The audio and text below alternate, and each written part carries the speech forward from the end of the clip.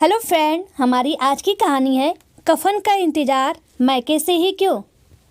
दामोदर जी के घर के बाहर लोगों का जमावाड़ा आपस में कानाफूसी कर रहे थे।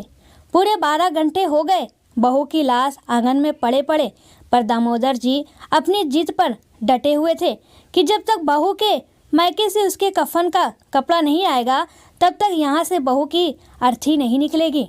दरअसल बीते शाम को अचानक हृदयघात की वजह से दामोदर जी की बहू का देहांत हो गया था। एक तो ऐसे माँ का साथ छोड़कर जाना और ऊपर से दामोदर जी की ऐसी बातें सुनकर दामोदर जी की 16 साल की पोती श्रुति को बहुत आक्रोश के साथ दुख भी हो रहा था। काफ़ी देर तक अपने दादाजी की ऐसी जिद और अपनी माँ के पार्थिव शरीर को देखकर वो जोर जोर से रोने लगी और फिर उसने कहा, कब तक मेरी माँ की पार्थिव काया यूं ही आंगन में पड़ी रहेगी? आप लोग इंसान हैं भी या नहीं? जिस औरत ने अपना सारा जीवन आप लोगों के नाम पर कर दिया, आज उसी की ऐसी दशा।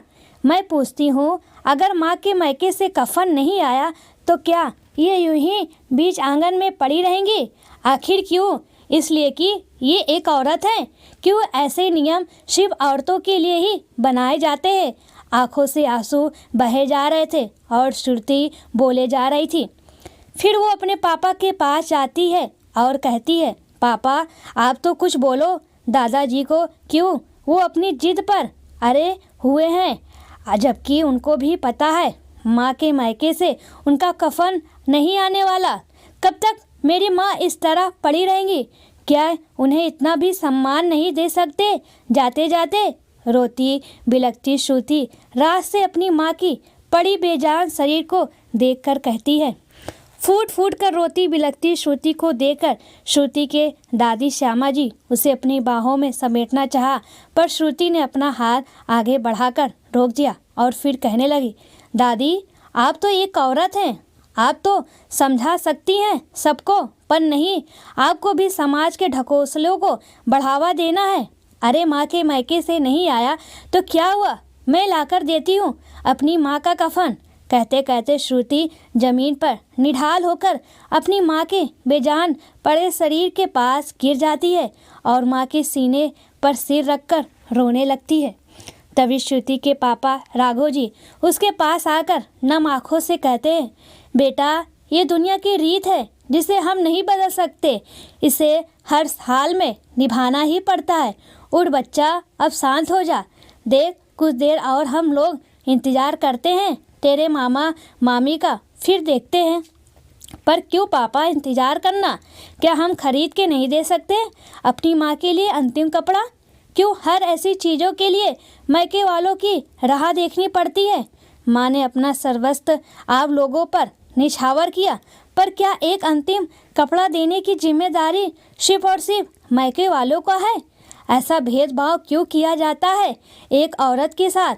कहने के लिए तो ये माँ का घर है, पर क्या उन्हें एक अंतिम कपड़ा पाने का हक भी नहीं है ससुराल से? ये कैसा नियम है जो सिर्फ औरतों पर ही लागू होती है, वो भी उस स्त्री पर जो अपने लिए जीवन नहीं जीती बल्कि दूसरों के लिए सांसें लेती है। जब जीवन से मरण तक सारे कपड़े मैके से ही आते हैं तो फिर ससुराल क्यों? सारी उम्र ससुराल के नाम करके भी उन्हें क्या मिलता है? जिसका हक इस घर पर सबसे ज़्यादा होता है उसे तो जिंदगी भर दूसरे घर का समझकर रखते हैं, तभी तो ऐसे खोखले नियम बनाए गए हैं। यदि ऐसा ही है तो फिर पापा जब मेरी शादी होगी तब मुझे शादी के समय ही कफन के कपड़े भी साथ दे देना, ताकि मुझे भी अंतिम समय में माँ की तरह लाचार नहीं होना पड़े। श्रुति ये क्या बकवास किए जा रही है? बच्ची है, बच्चे की तरह रहे। अब तू सिखाएगी हमें रीति रिवाज? दामोदर जी श्रुति के दादी जी चिल्लाते हुए कहते हैं। हाँ दादाजी, मैं सिखाऊंगी, क्योंकि मैं अपनी माँ को ये अपमान मृतावस्था में नहीं देख सकती। किसी को कुछ फर्क नहीं पड़ता मेरी माँ के जाने से, पर मुझे फ़र्क पड़ता है क्योंकि मैंने उन्हें उस वक्त देखा है जब वो अपने मायके जाने के लिए तड़प उठती थी, पर आप लोग उन्हें जाने नहीं देते थे। कोई ना कोई बहाना बनाकर उन्हें इस घर की चार दीवारी में कैद कर रखा था और ना ही किसी मायके वाले को इस घर में आने की इजाज़त थी। आपने ही मना किया था ना दादाजी, हमारे नाना नानी और मामा मामी को कि गलती से भी इस घर में कदम नहीं रखने, वरना अपनी बेटी को सदा सदा के लिए अपने साथ ले जाएं। यही कहा था ना दादाजी, फिर अब किस मुंह से राह ताक रहे हैं? नाना नानी अगर जिंदा होते तो उम्मीद भी होती कि कोई ना कोई लेकर आता, पर मामा मामी से तो कोई उम्मीद भी नहीं कर सकता क्योंकि आप लोग ही इसके जिम्मेदार हैं। घर के अंदर ऐसी बातें सुनकर बाहर खड़े लोगों में कानाफूसी और तेज हो जाती है। लोग तरह तरह की बातें करने लगते हैं। सभी दामोदर जी को ही दोषी करार देने लगते हैं। दामोदर जी को ऐसा नहीं करना चाहिए था। अभी किस मुंह से बहू के मायके वालों का इंतजार कर रहे। बेचारी को कभी मायके जाने नहीं दिया और अब जब लेने की बारी आई तो नियम कायदे की बात कर रहे हैं। धिक्कार है ऐसे लोगों पर जो बहू बेटियों में भेदभाव करते हैं। भीड़ में खड़ा एक आदमी बोल रहा था। तभी समाज के सबसे बुजुर्ग आदमी देवेंद्र जी, जो वहीं पड़ोस में रहते थे, आंगन में आते हैं और दामोदर को कहते हैं, दामोदर, तूने आज तक अपनी बहू के साथ जो भी किया गलत किया, पर अब तो वो इस दुनिया से जा चुकी है, तो कम से कम अब तो अपने कर्म सुधार ले। बहू को सम्मान के साथ अंतिम विदाई दे ताकि उसे मुक्ति मिल जाए। ऐसे भी तूने तो बहू के मायके खबर भी भिजवाया होगा। अब तो इतनी जल्दी तो वो लोग आना भी चाहें तो नहीं आ सकते।